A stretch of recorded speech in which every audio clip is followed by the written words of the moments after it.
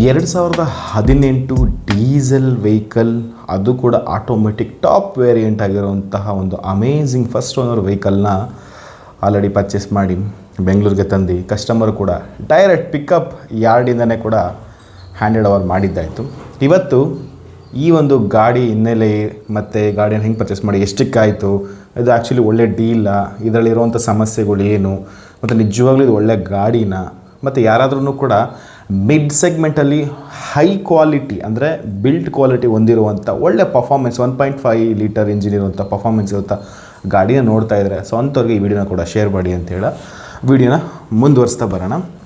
ಆದರೆ ಅದಕ್ಕಿಂತ ಮುಂಚೆ ಈ ವಿಡಿಯೋನ ನೀವು ಫಸ್ಟ್ ಟೈಮ್ ನೋಡ್ತಿದ್ರೆ ಸಬ್ಸ್ಕ್ರೈಬ್ ಮಾಡ್ಕೊಳ್ಳಿ, ಹಾಗೆ ಪಕ್ಕದಲ್ಲಿರೋ ಬೆಲ್ ಬಟನ್ ಕ್ಲಿಕ್ ಮಾಡಿ. ಸೊ ನಿಮ್ಮಲ್ಲಿ ಯಾರಿಗಾರು ಹೊರಗಡೆ ಸ್ಟೇಟ್ ಇರೋ ವೆಹಿಕಲ್ಗಳನ್ನ ತೊಗೋಬೇಕು ಅಥವಾ ಕರ್ನಾಟಕ ಸ್ಟೇಟ್ ವೆಹಿಕಲ್ನ ತೊಗೋಬೇಕು ಅಂತಿದ್ರೆ ಈ ನಂಬರ್ನ ಕಾಂಟ್ಯಾಕ್ಟ್ ಮಾಡಿ. ಅಥವಾ ನೀವೇ ಯಾವುದನ್ನ ವೆಹಿಕಲ್ನ ನೋಡಿದರೂ ಕೂಡ ಅದಕ್ಕೆ ಇನ್ಸ್ಪೆಕ್ಷನ್ ಮತ್ತು ಪೇಪರ್ ವೆರಿಫಿಕೇಷನ್ ಮತ್ತು ಟ್ರಾನ್ಸ್ಪೋರ್ಟೇಷನ್ ಮತ್ತು ಇಲ್ಲಿ ಬಂದಮೇಲೆ ರೀನಂಬರಿಂಗ್ ಮಾಡ್ಕೋಬೇಕು ಅಂತಿದ್ರು ಈ ನಂಬರ್ನ ಕಾಂಟ್ಯಾಕ್ಟ್ ಮಾಡಿ. ಈ ಟಾಟಾ ನೆಕ್ಸಾನ್ ಬುಕ್ ಆಗೋಕ್ಕಿಂತ ಮುಂಚೆ ಇವ್ರ ನಂತರ ಬುಕ್ ಮಾಡಿದ್ದು ಆ್ಯಕ್ಚುಲಿ ಟಾಟಾ ಟಿಗೋರ್ ಇವ್ರದ್ದು ಫಸ್ಟ್ ಆಪ್ಷನ್ ಆಗಿತ್ತು. ಆದರೆ ಅದಕ್ಕಿಂತ ಮುಂಚೆ ಇವ್ರನ್ನ ಫೋನಲ್ಲಿ ಕಾನ್ವರ್ಸೇಷನ್ ಮಾಡಬೇಕಾದ್ರೆ ಇವ್ರದ್ದು ಐ ಥಿಂಕ್ ಬ್ರಿಝಾ ಅನಿಸುತ್ತೆ, ಬ್ರಿಝಾನೋ ಯಾವುದೋ ಒಟ್ಟಿನ ಸುಜುಕಿ ಗಾಡಿನ ಇವರು ಇಂಟ್ರೆಸ್ಟ್ ಇದ್ದಿದ್ದು, ಇವ್ರಿಗೆ ಅದನ್ನು ಮಾಡ್ಕೋಬೇಕು ಅಂತ ಇದ್ದಿದ್ದು. ಬಟ್ ಅದು ಕಮ್ಯುನಿಕೇಟ್ ಮಾಡ್ತಾ ಸೇಫ್ಟಿ ಕ್ವಾಲಿಟಿ ಇವೆಲ್ಲ ಅರ್ಥ ಮಾಡ್ತಾ ಕಾನ್ವರ್ಸೇಷನಲ್ಲಿ ಇವ್ರಿಗೆ ಫೈನಲಿ ಟಾಟಾಗೆ ಹೋಗಬೇಕು ಅಂತ ಅನ್ನಿಸ್ತು.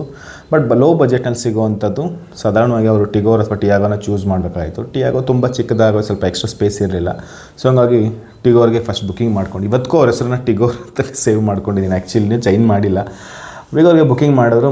ಇನಿಷಿಯಲಿ ಚೆನ್ನಾಗಿ ಅವ್ರಿಗೆ ರೆಫರೆನ್ಸ್ ಬಂತು ಟಿಗೋರು, ಬಟ್ ಅದೇನೋ ಗೊತ್ತಿಲ್ಲ ಅವ್ರಿಗೆ ಪ್ರೈಸ್ ವೈಸಲ್ಲಿ ಏನೋ ಕನ್ಫರ್ಮ್ ಗೊತ್ತಿಲ್ಲ, ಅದು ಏನಾಯಿತು ಅಂತ ಗೊತ್ತಿಲ್ಲ. ಅವ್ರಿಗೆ ಏನೋ ಒಂದು ಸೆಟ್ ಆಗ್ತಿರಲಿಲ್ಲ. ಅದು ಸೆಟ್ ಆದರೆ ಇದು ಸೆಟ್ ಪ್ರೈಸ್ ಓಕೆ, ಆದರೆ ಗಾಡಿ ಚೆನ್ನಾಗಿರಲಿಲ್ಲ, ಗಾಡಿ ಚೆನ್ನಾಗಿದ್ರೆ ಪ್ರೈಸ್ ಜಾಸ್ತಿ ಇರ್ತಿತ್ತು, ಏನೋ ಒಂದು ಹಿಂಗೆ ಆಗ್ತಿತ್ತು. ಸರಿ ಅಂದ್ಬಿಟ್ಟು ಸ್ವಲ್ಪ ದಿವಸ ಟಿಗೋರ್ನೇ ನೋಡ್ತಾಯಿದ್ರು. ಆಲ್ಮೋಸ್ಟ್ 3 ವಾರ ಟಿಗೋರ್ನ ನೋಡಿದ್ರು. ಸಿಕ್ತು, ಒಳ್ಳೊಳ್ಳೆ ಆಪ್ಷನ್ಸ್ಗಳು ಸಿಕ್ತು, ಬಟ್ ಯಾವುದು ಕೂಡ ಅವ್ರಿಗೆ ವರ್ಕೌಟ್ ಆಗಲಿಲ್ಲ. ಮತ್ತು ಅವ್ರು ಸ್ಪೆಸಿಫೈ ಮಾಡಿದ್ರು ಇದೇ ಕಲರ್ ಬೇಕು ಅಂತ. ಆದರೂ ಅಲ್ಲದೆ ಅವರು ಫಸ್ಟು ಆ್ಯಕ್ಚುಲಿ ಮ್ಯಾನ್ಯುಯಲ್ ಗಾಡಿನೇ ಚೂಸ್ ಮಾಡಿದ್ದು. ನನಗೆ ಅದು ಗೊತ್ತಿಲ್ಲ, ಅದು ತುಂಬ ದಿವಸ ಮೇಲೆ ನನಗೆ ಗೊತ್ತಾಯ್ತದೆ ಏನು ಅಂತ ನಾನು ವೀಡಿಯೋದಲ್ಲಿ ಹೇಳ್ತೀನಿ. ಅದು ಟಿಗೋರ್ ವರ್ಕೌಟ್ ಆಗಲಿಲ್ಲ ಅಂತ ಹೇಳಿ ಟಿಗೋರಿಂದ ಮತ್ತೆ ಅಲ್ಟ್ರಾಸಿಗೆ ಬಂದರು. ಅದು ಪ್ರೈಸ್ ವೈಸ್ ಜಾಸ್ತಿ ಇತ್ತು, ಅಲ್ಲೇ ನಿಮಗೆ 4.5 5.5 6ವರೆಗೂ ಅಲ್ಲೇ ಆಗಿಬಿಡ್ತು. ಸೊ ಹಂಗಾಗಿ ಅದು 1 ವಾರ 2 ವಾರ ನೋಡಿ ಕೂಡ ಅದನ್ನು ಕೂಡ ಕೈ ಬಿಟ್ಟರು. ಇನ್ನೊಂದು ಐ ಥಿಂಕ್ ಟಿಯಾಗೋ ಅನಿಸುತ್ತೆ, ಅದನ್ನು ನೋಡಿದ್ರು ಅನಿಸುತ್ತೆ, ಅದು ಒಂದು ಸ್ವಲ್ಪ ದಿವಸ ನೋಡಿ ಅದನ್ನು ಕೂಡ ಬಿಟ್ಟರು. ಫೈನಲಿ ಟಾಟಾ ನೆಕ್ಸಾನ್ನ ಚೂಸ್ ಮಾಡಿದ್ರು. ಅದು ಕೂಡ ಮ್ಯಾನ್ಯುವಲ್ ಫಸ್ಟ್ ಚೂಸ್ ಮಾಡಿದ್ದು. ಇನಿಷಿಯಲಿ ಅವರು ತುಂಬ ಚೆನ್ನಾಗಿರೋ ಸಿಕ್ತು, ರೆಫರೆನ್ಸ್ ಸಿಕ್ತು. ಆಮೇಲೆ ಯಾವುದೋ ಒಂದು ಟೈಮಲ್ಲಿ ಫೋನ್ ಮಾಡಿದ್ರು. ಇಷ್ಟಾಗಲೇ ಹತ್ತತ್ರ 2 ತಿಂಗಳ ಹೋಗಿತ್ತು ಅವ್ರು ಬುಕ್ ಮಾಡಿ. ತುಂಬ ಜನ ಬುಕ್ಕಿಂಗ್ ಮಾಡಿದ ತಕ್ಷಣವೇ ಸಿಕ್ಬಿಡುತ್ತೆ, ಕೆಲವ್ರಿಗೆ ಈ ಥರ ಟೈಮ್ ತೊಗೊಳ್ತು. ಇವರು ತುಂಬ ಟೈಮ್ ತೊಗೊಳ್ತು. ಆ್ಯಕ್ಚುಲಿ ಅವ್ರು ನನಗೆ ಕ್ಯಾಶ್ ತೊಗೊಂಬಂದು ಕೊಟ್ಟಿದ್ದು, ಅಂದರೆ ಡೈರೆಕ್ಟಾಗಿ ಮುಖಾಮುಖಿ ಬಂದು ಬುಕ್ಕಿಂಗ್ ಮಾಡಿದವರು. ಪಾಪ ಮಳೇಲಿ ನೆನ್ಕೊಂಡು ಬಂದು ನನಗೆ ಕ್ಯಾಶ್ ಕೊಟ್ಟಿದ್ದು. ಸೊ ಇವತ್ತಿಗೂ ನಾನು ನೆನಪಿದೆ ಅವ್ರು ಬಂದಾಗೂ ಮಳೆ ಬರ್ತಾಯಿತ್ತು. ಅವ್ರಿಗೆ ಹ್ಯಾಂಡೆಡ್ ಓವರ್ ಮಾಡಿದ ದಿವಸನೂ ಮಳೆ ಬಂತು. ಮತ್ತು ಅವ್ರಿಗೆ ಗಾಡಿ ಬುಕ್ ಮಾಡಿದವರು ಅವತ್ತೂ ಮಳೆ ಬಂತು. ಗಾಡಿ ಡೆಲಿವರಿ ದಿವಸನೂ ಮಳೆ ಬಂತು. ಗಾಡಿ ಪಿಕಪ್ ಆಗಿ ದಿವಸನೂ ಗೊತ್ತು. ಒಂಥರ ಮಳೆಗೂ ಮಳೆ ಹುಡುಗ ಅನಿಸುತ್ತೆ.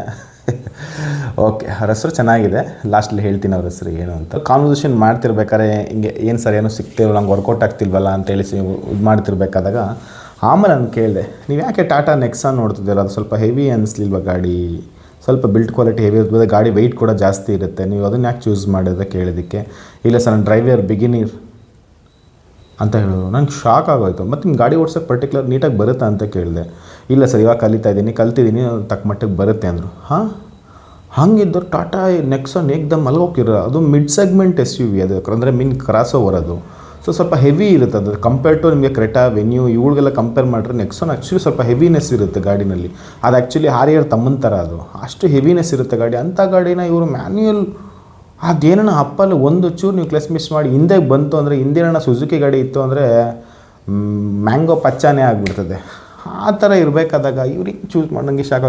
ಸರ್ ನಾನು ಹೇಳಿದೆ, ಸೊ ಬೆಟರ್ ನೀವು ನೆಕ್ಸಾನೇ ನಿಮಗೆ ಬೇಕು ಅಂದರೆ ನೀವು ಆಟೋಮೆಟಿಕ್ ಚೂಸ್ ಮಾಡಿ, ಅದರಲ್ಲಿ ಚೆನ್ನಾಗಿರೋದು ಸಿಗುತ್ತೆ ನಿಮಗೆ.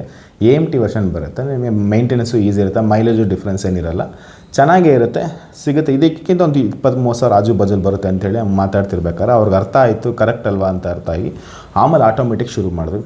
ಆಟೋಮೆಟಿಕ್ನಲ್ಲಿ ನಮಗೆ ಫಸ್ಟು ಆ್ಯಕ್ಚುಲಿ ಕರ್ನಾಟಕದ ಗಾಡಿನ ಸ್ವಲ್ಪ ಚೆನ್ನಾಗಿರೋ ಗಾಡಿ ಸಿಕ್ತು. ಕರ್ನಾಟಕದ ಮಾತ್ರ ಸೂಪರಾಗಿತ್ತು ಗಾಡಿ.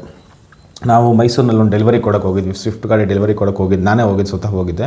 ಅಲ್ಲಿ ಒಬ್ಬರು ಸ್ನೇಹಿತರು ಇದನ್ನು ಮಾರಬೇಕಂತ ಹೇಳಿ ನೆಕ್ಸೊಂದು ತುಂಬ ಚೆನ್ನಾಗಿತ್ತು, ಬ್ಲೂ ಕಲರ್ ಗಾಡಿ. ಸಾಧ್ಯವಾದರೆ ಫೋಟೋ ಹಾಕ್ತೀನಿ. ಎಷ್ಟು ಚೆನ್ನಾಗಿತ್ತು ಗಾಡಿ ಅಂತ ಹೇಳಿದ್ರೆ ಸೂಪರ್. ನಾನೇ ಓಡಿಸಿದ್ದು ಅದು ಗಾಡಿ. ಒಂದು ಚೂರು ಕಂಪ್ಲೇಂಟ್ ಇರಲಿಲ್ಲ. ಗಾಡಿ ನೀಟಾಗಿ ಮೇಂಟೈನ್ ಮಾಡಿದ್ರು. ಗಾಡಿ ಆಟೋಮೆಟಿಕ್ ಗಾಡಿ, ಬ್ಲೂ ಕಲರ್ ಗಾಡಿ, ಸೂಪರಾಗಿ ನನಗೆ ಇಷ್ಟ ಆಯಿತು, ಪರ್ಸ್ನಲಿ ಇಷ್ಟ ಆಯಿತು. ನಾನು ಹೇಳಿದೆ ಇವರು ಪ್ರೈಸ್ ಓಕೆ ಪ್ರೈಸ್ ಸ್ವಲ್ಪ ಜಾಸ್ತಿ ಇತ್ತು, ಇವ್ರ ಪರ್ಸ್ಪೆಕ್ಟಿವಲ್ಲಿ ಪ್ರೈಸ್ ಜಾಸ್ತಿ ಇತ್ತು. ಬಟ್ ನನಗನ್ನಿಸ್ತು ಆ ಪ್ರೈಸ್ ಚೆನ್ನಾಗೇ ಇತ್ತು, ಆ್ಯಕ್ಚುಲಿ ಕರೆಕ್ಟಾಗಿತ್ತು ಆ ಪ್ರೈಸ್, ಅದು ತೊಗೋಬೋದಾಗಿತ್ತು. ನಂಗೆ ಈ ಕ್ಷಣಕ್ಕೂ ನಂಗೆ ಅನ್ಸುತ್ತೆ ಆ ಗಾಡಿ, ಯಾಕಂದರೆ ₹1 ಕಂಪ್ಲೇಂಟ್ ಇರಲಿಲ್ಲ ಆ ಗಾಡೀಲಿ. ಬಟ್ ಆ ಟೈಮ್ ಅದು. ಆಮೇಲೆ ಅದನ್ನು ಕೂಡ ನೋವು ಅಂದರು. ಆಮೇಲೆ ಈ ಗಾಡಿ ಕಳಿಸ್ದೆ. ಇವಾಗ ನಿಮಗೆ ಏನು ಡೀಲ್ ಆಗಿದೆಯೋ ಈ ಕಲರ್ ಗಾಡಿ ಇದೆ. Actually red colour, maroon colour ಅವ್ರು ಹೇಳೇ ಇರಲಿಲ್ಲ. ಅವ್ರು ಹೇಳಿದ್ದು ಬ್ಲೂ ಅಥವಾ ಸಿಲ್ವರ್ ಹೇಳಿದ್ದು. ಬ್ಲೂ ವರ್ಕೌಟ್ ಆಗಿಲ್ಲ, ಕರ್ನಾಟಕದ ಗಾಡಿ ಡೈರೆಕ್ಟಾಗಿ ಸಿಕ್ಕರು, ವರ್ಕೌಟ್ ಮಾಡ್ಕೊಳ್ಳಿಲ್ಲ. ಸೊ ಫೈನಲಿ ಅವ್ರಿಗೆ ಮೆರೂನ್ ಕಲರ್ ಗಾಡಿ ಸಿಕ್ತು. ಅದನ್ನು ಕೂಡ ಅದು ಆಲ್ಮೋಸ್ಟ್ ಓಕೆ ಆಗೋಗಿತ್ತು ಅವ್ರಿಗೆ. ಆ ಪ್ರೈಸು, 18 ಮಾಡಲು, ಟಾಪ್ ಎಂಡು ಎಲ್ಲ ವರ್ಕೌಟ್ ಆಗಿಬಿಟ್ಟಿತ್ತು. ಫಸ್ಟ್ ಓನರ್ ಗಾಡಿ ಎಲ್ಲನೂ ಇಷ್ಟ ಆಗೋಗಿತ್ತು, ಪ್ರಾಪರ್ ಸರ್ವಿಸ್ ಹಿಸ್ಟ್ರಿ ಎಲ್ಲ ಇತ್ತು. ಸರಿ ಅಂದ್ಬಿಟ್ಟು ಇನ್ಸ್ಪೆಕ್ಷನ್ ಮಾಡಿಸಿದ್ವಿ. ಇನ್ಸ್ಪೆಕ್ಷನ್ ಮಾಡಿಸಿದಾಗ ಏನಾಯಿತು ಅಂತ ಹೇಳಿದ್ರೆ, ಆ ಗಾಡೀಲಿ ಸ್ವಲ್ಪ ಇಶ್ಯೂಸ್ ಇತ್ತು. ಸ್ವಲ್ಪ ಹೆಚ್ಚು ಕಡಿಮೆ ಒಂದು ₹30,000 ಅಷ್ಟು ಖರ್ಚು ಬರೋ ಥರದ್ದು ಕೆಲಸ ಇತ್ತು. ಸಣ್ಣ ಪುಟ್ಟದೇ ಇತ್ತು. ಬಟ್ ಎನಿವೇ 30,000 to 40,000 ಕರೆಕ್ಟಾಗಿ ಮಾಡಿಸಿದ್ರೆ 30,000 ಆಗೇ ಆಗುತ್ತೆ. ಆ ಥರದ್ದು ಕೆಲಸಗಳಿತ್ತು, ಸಣ್ಣ ಪುಟ್ಟದೇ ಇತ್ತು. ಸರಿ ಇದು ಹೇಳಿದೆ. ಇವರು ಸರಿ ಮಾಡ್ಕೊಳ್ಳಿ ಅಂದರು. ನನಗೆ ಆಶ್ಚರ್ಯ, ಏನಿದು ಇಂಥ ಗಾಡಿಗಳನ್ನ ಬಿಟ್ಬಿಟ್ಟು ಈ ಗಾಡಿನ ಮಾಡ್ಕೊಳ್ತಿದ್ದಾರೆ. ನೀವು ಅಲ್ಲಿ ಮಾಡಿಸೋರು 30,000 ಆಗುತ್ತೆ, ಇಲ್ಲಿ ಬಂದು ಮಾಡಿಸೋರು 30,000 ಆಗುತ್ತೆ, KA ಮಾಡಿಸಿದ್ಮೇಲೆ 30,000 ಆಗುತ್ತೆ, DL ಇದ್ರೂ 30,000 ಕಾಸೇನೆ ತಾನೆ.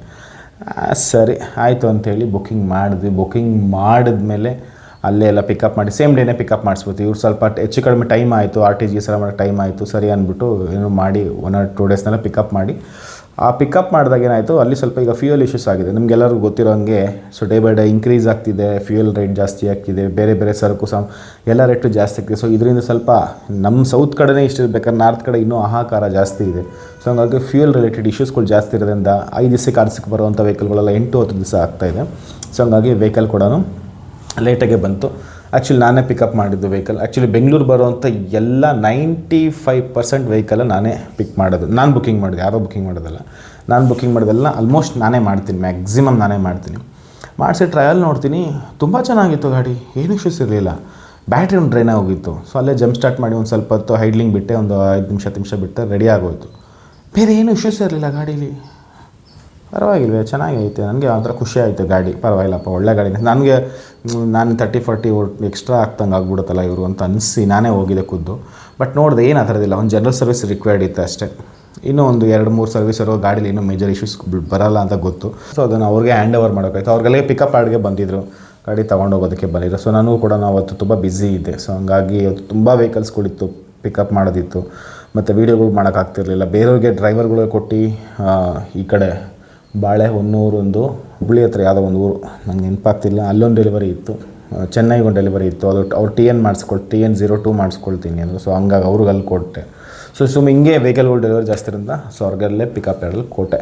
ಸೊ ಫೈನಲ್ ಕನ್ಕ್ಲೂಡ್ ಏನು ಅಂತ ಹೇಳಿದ್ರೆ, ಇದು 3,50,000ಕ್ಕೆ ಇನ್ಶೂರೆನ್ಸ್ ರನ್ನಿಂಗ್ ಇರುವಂಥದ್ದು, ಇನ್ಕ್ಲೂಡಿಂಗ್ NOC ಸೇರಿಸಿ ಈ ಗಾಡಿ ಡೀಲ್ ಆಗಿರುತ್ತೆ. ಹೆಚ್ಚು ಕಮ್ಮಿ 1 ಲಕ್ಷ ಓಡಿತ್ತು. ಇದು ಚೆನ್ನಾಗಿ ಮೇಂಟೈನ್ ಮಾಡಿದರು. ಸರಿನಾ? ತುಂಬ ಜನ ಪ್ರೈಸ್ ಕೇಳ್ತಿರಲ್ಲ, ಅದಕ್ಕೋಸ್ಕರ ಈ ವಿಡಿಯೋ ಮಾಡ್ತಿರೋದು. 2018 ಇಸ್ವಿ ಮಾಡೋದು ಫಸ್ಟ್ ಓನರು 3.5 ಲಕ್ಷಕ್ಕೆ ಸಿಕ್ತು. ಸೊ ನಿಮಗೂ ಇಷ್ಟಕ್ಕೆ ಸಿಗುತ್ತಾ ಗೊತ್ತಿಲ್ಲ, ಜಾಸ್ತಿಗೂ ಸಿಗ್ಬೋದು, ಕಮ್ಮಿಗೂ ಸಿಗ್ಬೋದು. ಆ್ಯಕ್ಚುಲಿ ಇವರು ಫಸ್ಟೆಲ್ಲ ಹುಡುಕ್ತಾಗೆಲ್ಲ ಕಮ್ಮಿಗೂ ಸಿಕ್ಕಿತ್ತು, ಇದಕ್ಕಿಂತ ಜಾಸ್ತಿನೂ ಸಿಕ್ಕಿತ್ತು. ಸೊ ಯಾವುದೋ ಒಂದು ಟೈಮಲ್ಲಿ ಅವ್ರಿಗೆ ಫೀಲ್ ಆಗಬೇಕು, ಆ ಗಾಡಿ ನನಗೆ ಓಕೆ ಈ ಗಾಡಿ ಅಂತ ಅವ್ರಿಗೆ ಫೀಲ್ ಆಗಬೇಕು. So it's depends on that. ಹಂಗಾಗಿ ಸೊ ಫೈನಲಿ ಆ ಗಾಡಿನ ಅವರು ಡೀಲ್ ಮಾಡಿಕೊಂಡ್ರು. ಸೊ ಡಾಕ್ಯುಮೆಂಟ್ಸ್ ಎಲ್ಲ ಕರೆಕ್ಟಾಗಿ ಕೊಡಿಸಿದ್ರು. ಟ್ರಯಲ್ ನೋಡಿದವು, ಗಾಡಿಯಲ್ಲಿ ಏನೂ ಆ ಥರದ್ದೇನು ಮೇಜರ್ ಪ್ರಾಬ್ಲಮ್ಸ್ ಇರಲಿಲ್ಲ. ನನಗೆ ಇಷ್ಟ ಆಯಿತು ಗಾಡಿ, ಪರವಾಗಿಲ್ಲ ಅಂತ ಗಾಡಿ ಇಷ್ಟ ಆಯಿತು. ಕೂಡ ಯಾರಿಗಾನು ಈ ಗಾಡಿ ಬೇಕಾಗಿತ್ತು ಅಂತ ಹೇಳಿದ್ರೆ ತೊಗೋಬಹುದು. ಈ ಗಾಡಿದು ಪ್ಲಸ್ ಏನು ಅಂತ ಹೇಳಿದ್ರೆ, ಅಫ್ಕೋರ್ಸ್ ಬಿಲ್ಡ್ ಕ್ವಾಲಿಟಿ ತುಂಬ ಚೆನ್ನಾಗಿದೆ. ಸೀರಿಯಸ್ಲಿ ಟಾಟಾ ಅಂದಮೇಲೆ ಬಿಲ್ಡ್ ಕ್ವಾಲಿಟಿ ಎಲ್ಲರಿಗೂ ಗೊತ್ತಿದೆ. ಸೊ ಹಂಗಾಗಿ ಫಸ್ಟ್ ಪಾಸಿಟಿವ್ ಇದು build quality. Second, mid segment. So ನಿಮಗೆ ಮೈಲೇಜ್ನಲ್ಲಿ ವರ್ಕೌಟ್ ಮಾಡ್ಕೊಳ್ಳೋದಕ್ಕೂ ಮತ್ತು ಟ್ರಾಫಿಕ್ನಲ್ಲಿ ಓಡಿಸೋದಕ್ಕೂ ಕೂಡ ಇದು ತುಂಬ ಚೆನ್ನಾಗಿದೆ. ಸ್ಪೆಷಲಿ ಆಟೋಮೆಟಿಕ್ಕು ಚೆನ್ನಾಗಿದೆ. ಅದು MTನೇ ಇದ್ರೂ ಕೂಡ ಓಕೆ, ಮ್ಯಾನೇಜಬಲ್, ಅದು ಚೆನ್ನಾಗಿದೆ. ಪವರ್ ಫುಲ್ ಎಲ್ಲನೂ ಕೂಡ ಅಚ್ಚುಕಟ್ಟಾಗಿದೆ, ಏನು ಪ್ರಾಬ್ಲಮ್ ಇಲ್ಲ. ಅದರಲ್ಲೂ ಕೂಡ ಸಿಟಿ ಮೂಡು ಇನಿಷಿಯಲ್ ಡಿಫಾಲ್ಟ್ ಸಿಟಿ ಮೂಡ್ ಇರುತ್ತೆ. ಮತ್ತು ಇನ್ನೊಂದು ಪವರ್ ಮೂಡ್ ಅಂತೇನೋ ಬರುತ್ತೆ. ಸೊ ಅದು ಕೂಡ ಸೇಮ್ ಹರಿಯಾರ್ನಲ್ಲಿ ಹೆಂಗಿದೆಯೋ ಅದೇ ಥರನ ಆಪ್ಷನ್ಸ್ ಇದರಲ್ಲೂ ಕೂಡ ಇದೆ. ಹಿಂದೆನೂ ಕೂಡ AC ಇದೆ. ಸೀಟು ಒಂದು ಲೆವೆಲ್ ಆಫ್ ಕಂಫರ್ಟ್ ಇದೆ. ಸೊ ನಿಮಗೆ ಸಫಾರಿ ರೇಂಜಿಗೆ ಕಂಫರ್ಟ್ ಅಂತ ಖಂಡಿತ ಇಲ್ಲ, ಬಟ್ ಈ ಗಾಡಿಗೆ ತಕ್ಕಂಗೆ ಇದೆ. ಇನ್ನು ರೋಡ್ ವಿಸಿಬಿಲಿಟಿನೂ ಚೆನ್ನಾಗಿದೆ, ಹ್ಯಾಂಡ್ಲಿಂಗ್ ಕೂಡ ಚೆನ್ನಾಗಿದೆ, ಸ್ಟೇರಿಂಗ್ ರೆಸ್ಪಾನ್ಸ್ ತುಂಬ ಚೆನ್ನಾಗಿದೆ. ಆ್ಯಕ್ಚುಲಿ ತುಂಬ ಜನ ಕಂಪ್ಲೇಂಟ್ ಮಾಡ್ತಾರೆ ಸ್ಟೇರಿಂಗ್ ರೆಸ್ಪಾನ್ಸ್ ಚೆನ್ನಾಗಿಲ್ಲ ನೆಕ್ಸಾನಲ್ಲಿ ಅಂತ ಹೇಳ್ತಾರೆ. ಬಟ್ ನನಗಂತೂ ಗೊತ್ತಿಲ್ಲ, ಸೀರಿಯಸ್ಲಿ ಸ್ಟೇರಿಂಗ್ ರೆಸ್ಪಾನ್ಸ್ ತುಂಬ ಲೈಟರ್ ಆಗಿದೆ. ಸಿಟಿನಲ್ಲಿ ತುಂಬ ರೆಸ್ಪಾನ್ಸ್ ಚೆನ್ನಾಗಿದೆ, ಕ್ವಿಕ್ ರೆಸ್ಪಾನ್ಸ್ ಇದೆ. ಇನ್ನು ನಿಮಗೆ ರೋಡ್ ಕ್ಲಿಯರೆನ್ಸಲ್ಲಾಗಿರಲಿ ಅಥವಾ ಗ್ರೌಂಡ್ ಕ್ಲಿಯರೆನ್ಸು ಅಥವಾ ನಿಮಗೆ ಅಬ್ಸ್ಟಿಕಲ್ಸ್ ಆಗಿರಲಿ ತುಂಬ ಈಸಿಯಾಗಿ ಇದು ಮೀಟ್ ಮಾಡಿ ಹೊರಟೋಗುತ್ತೆ, ಅಷ್ಟು ಚೆನ್ನಾಗಿರುವಂಥ ಗಾಡಿ. ಅದಕ್ಕೆ ನೆಕ್ಸಾನ್ ಇಷ್ಟು ಪಾಪ್ಯುಲರ್. ಟಾಟಾನ ಒಂದು ಲೆವೆಲ್ಗೆ ಮೇಲೆ ಎತ್ಕೊಂಡು ಹೋಗಿದೆ ಮಿಡ್ ಸೆಗ್ಮೆಂಟ್ನಲ್ಲಿ, ಸ್ಪೆಷಲಿ ನೆಕ್ಸಾನ್. ಹ್ಯಾಚ್ಬ್ಯಾಕಲ್ಲಿ ಟಿಯಾಗೋ ಹೇಗೆ ಮಿಡ್ ಸೆಗ್ಮೆಂಟಲ್ಲಿ ನಿಮಗೆ ನೆಕ್ಸಾನ್ ಹಾಗೆ ಅಷ್ಟರ ಮಟ್ಟಿಗೆ ಬೂಮ್ ಆಗೋದಕ್ಕೆ, ಟಾಟಾ ಮತ್ತೆ ಬೌನ್ಸ್ ಬ್ಯಾಕ್ ಆಗೋದಕ್ಕೆ 2018ಇಂದ Tata actually next level of ಮೇಲಕ್ಕೆ ಹೋಗೋದಕ್ಕೆ ಕಾರಣ ನೆಕ್ಸಾನ್ ಮತ್ತು ಟಿಯಾಗೋ. ಆಮೇಲೆ ಹ್ಯಾರಿಯರು, ಹೆಕ್ಸಾ ಬಂತು, ಬಟ್ ಹೆಕ್ಸಾ ಅಷ್ಟೊಂದು ಪಾಪ್ಯುಲರ್ ಆಗಲಿಲ್ಲ, ಫ್ಲಾಪ್ ಆಯ್ತದು. ಆಮೇಲೆ ಸಫಾರಿ ಹೊಸದು ಬಂತು, ಆಮೇಲೆ ಇದು ಹ್ಯಾರಿಯರ್ ಬಂತು. ಹೀಗೆ ಒಂದು ಕೆಲವೊಂದು ಬರ್ತಾನೆ ಇದೆ. ಬಟ್ ಏನೇ ಬಂದರೂ ಈ ನೆಕ್ಸಾನ್ ಮತ್ತು ಟಿಯಾಗೋ ಒಂಥರ ಬೆಂಚ್ ಮಾರ್ಕ್ನ ಸೆಟ್ ಮಾಡಿದಂತಹ ಗಾಡಿ. ಬಟ್ ಅದು 3 ಸಿಲಿಂಡ್ರು ಹ್ಯಾಚ್ ಬ್ಯಾಕ್. ಇದು ನಿಮಗೆ ಒಂಥರ ಮಿಡ್ ಸೆಗ್ಮೆಂಟ್ ಕ್ರಾಸ್ ಓವರ್ ಕ್ಯಾಟಗರಿಗೆ ಬರುವಂಥದ್ದು. ಸೊ ಆರಾಮಾಗಿ ತೊಗೋಬೋದು. ಬಟ್ ನನ್ನ ಇಂಟೆನ್ಷನ್ ಏನು ಅಂತ ಹೇಳಿದ್ರೆ, ಆದಷ್ಟು ನೀವು 2019-20 ಮಾಡಲ್ ಮೇಲೆ ತೊಗೊಳಕ್ಕೆ ಟ್ರೈ ಮಾಡಿ. ತೊಗೊಳ್ಳೋದೇ ಉಂಟಂತ XZ ಅಥವಾ XZ ಪ್ಲಸ್ ಅಥವಾ ನಿಮ್ಗೆ ಆಟೋಮೆಟಿಕ್ ಓಕೆ ಅಂದರೆ XZ ಅಂತ ಬರುತ್ತೆ. ಸೊ ಅದನ್ನು ನೀವು ಆ್ಯಡ್ ಮಾಡಬಹುದು. ಸೊ ನಿಮಗೆ ಸಾಧಾರಣವಾಗಿ ಒಂದು 3.5 ಇಂದ 4.5 ಬಜೆಟ್ನಲ್ಲಿ ನಿಮಗೆ NCR ಲಿಮಿಟ್ಸ್ ಅಂದರೆ ಡೆಲ್ಲಿ, HR, UK, UP ಈ ಥರ ಗಾಡಿಗಳು ನಿಮ್ಗಲ್ಲಿ ಸಿಗುತ್ತೆ. ಇಲ್ಲಿ ನಿಮಗೆ ಸ್ವಲ್ಪ ಜಾಸ್ತಿ, ಅಲ್ಲಿ 3.5 ಇತ್ತು ಅಂತ ಹೇಳಿದ್ರೆ ಇಲ್ಲೊಂದು 5-5.5 ಹಿಂಗಿರುತ್ತೆ ಪ್ರೈಸು. ಸೊ ಅಲ್ಲಿಗೂ ಇಲ್ಲಿಗೂ ಓವರಾಲ್ ನೀವೊಂದು 70ಇಂದ 1 ಲ್ಯಾಕ್ ಅಷ್ಟು ನಿಮಗೆ ಡಿಫ್ರೆನ್ಸ್ ಇರುತ್ತೆ. KA ನಂಬರ್ ಆದಮೇಲೆ ಕೂಡ ಅಷ್ಟು ಡಿಫ್ರೆನ್ಸ್ ಇರುತ್ತೆ. ನೆಗೆಟಿವ್ ಅಂತ ಹೇಳಿದ್ರೆ ಖಂಡಿತ ಇಲ್ಲ, ನನಗೇನು ನೆಗೆಟಿವ್ ಇಲ್ಲ. ಸ್ವಲ್ಪ ರಸ್ಟಿಂಗ್ ಇಶ್ಯೂಸ್ ಇದೆ, ಸ್ವಲ್ಪ ನಿಮಗೆ ಸ್ಪೇರ್ಸ್ ಕಾಂಪೋನೆಂಟ್ಸ್ಗಳೆಲ್ಲ ಸ್ವಲ್ಪ ನಿಮಗೆ ಸರ್ವಿಸ್ ರಿಲೇಟೆಡ್ ಕೆಲವು ಕಡೆ ಇಶ್ಯೂಸ್ ಇದೆ ಅಂತ ಹೇಳ್ತಾರೆ. ಬಟ್ ನನಗೆಲ್ಲೂ ಟಾಟಾದಲ್ಲಿ ಸ್ಪೆಷಲಿ ಬೆಂಗಳೂರಿನಲ್ಲಿ ಎಲ್ಲೂ ಸಮಸ್ಯೆ ಇದೆ ಅಂತ ನನಗೆ ಯಾವತ್ತೂ ಅನಿಸಿಲ್ಲ. ಯಾಕಂದರೆ ನನ್ನ ಹತ್ರನೂ ಟಾಟಾ ಗಾಡಿಗಳು ಇತ್ತು, ನಾನು ಸುಮಾರು ಒಂದು 2 ವರ್ಷ ಇಟ್ಕೊಂಡಿದ್ದೆ. ಸೊ ಹಂಗಾಗಿ ನನಗೆ ಯಾವತ್ತೂ ಕೂಡ ಅದು ಫೇಸ್ ಆಗಿಲ್ಲ. ಸೊ ಹಂಗಾಗಿ ನನಗೆ ಫೇಸ್ ಆಗಿಲ್ಲದಿರೋದ್ರ ಬಗ್ಗೆ ನಾನೇನು ನೆಗೆಟಿವಾಗಿ ಮಾತಾಡೋಕ್ಕಾಗಲ್ಲ. ಮತ್ತು ರೆಗ್ಯುಲರ್ ಶೋರೂಮ್ ರೆಸ್ಪಾನ್ಸ್ ಕೂಡ ತುಂಬ ಚೆನ್ನಾಗಿರುತ್ತೆ. ಇವನ್ ನೀವು ಯೂಸ್ಡ್ ವೆಹಿಕಲ್ ತೊಗೊಂಡಾಗ ಕೂಡ ನಿಮಗೆ ಸರ್ವಿಸ್ ರೆಗ್ಯುಲರ್ ಜನರಲ್ ಪೀರಿಯಡಿಕ್ ಸರ್ವಿಸ್ನಲ್ಲಾಗಿರಲಿ ಅಥವಾ ಬೇರೆ ಸ್ಪೇಸಲ್ಲಾಗಿರಲಿ ಎಲ್ಲೂ ಕೂಡ ಕುಂದುಕೊರತೆ ಇದ್ದಂಗೆ ಎಲ್ಲನೂ ಕೂಡ ಸಿಗುತ್ತೆ. ತುಂಬ ಹಳೆಯದು ಸಫಾರಿ ಸ್ಟ್ರೋಮ್ದು ಸಿಗುತ್ತೆ, ಹಳೆಯದು ಡೈಕೋರು ಮತ್ತು ಹಳೆಯದು ಏರಿಯಾ ಅಂತ ಬರುತ್ತೆ, ಅದು ಟಾಟಾ ಇಂಡಿಕಾ. ಇದರಲ್ಲಿ ಕೆಲವೊಂದಷ್ಟು ಸ್ಪೇಸ್ಗಳು ಇವಾಗ ಸಿಗೋಲ್ಲ. ಬಟ್ ಈ ಗಾಡಿಗಳೆಲ್ಲ ಆರಾಮಾಗಿ ಸಿಗುತ್ತೆ. ನೆಕ್ಸಾನ್ ಈಸ್ ಗುಡ್, ಸೇಫ್ಟಿನಲ್ಲಿ ತುಂಬ ಚೆನ್ನಾಗಿದೆ, ಒಳ್ಳೆ ಸಾಲಿಡ್ ಆಗಿರುತ್ತೆ. ನಿಮಗೆ ಡೋರ್ ಹಾಕ್ದಾಗ ಫೀಲೇ ಇರುತ್ತೆ, ಸಾಲಿಡ್ ಆಗಿರುತ್ತೆ. ನಿಮಗೂ ಕೂಡ infotainment system, specially music system ಇವೆಲ್ಲ ಕೂಡ ಪ್ಲಸ್ ಜಾಸ್ತಿ ಇದೆ. ಮೈನಸ್ ಅಂತ ನನಗೆ ಅದರ ಅನಿಸಿಲ್ಲ. ಕೆಲವು ಕಡೆ ರಸ್ಟಿಂಗ್ ಇಶ್ಯೂಸ್ ಇದೆ, ಅದು ಟಾಟಾ ಮಹೀಂದ್ರದಲ್ಲಿ ಇಟ್ಸ್ ನಾರ್ಮಲ್ ಅದು. ಸೊ ಅದನ್ನು ಹೊರತುಪಡಿಸಿದ್ರೆ ಬೇರೆ ಏನೂ ಇಲ್ಲ. So final conclude, it's a good choice ಅಂತಲೇ ಹೇಳ್ಬೋದು. Thank you so much and bye by.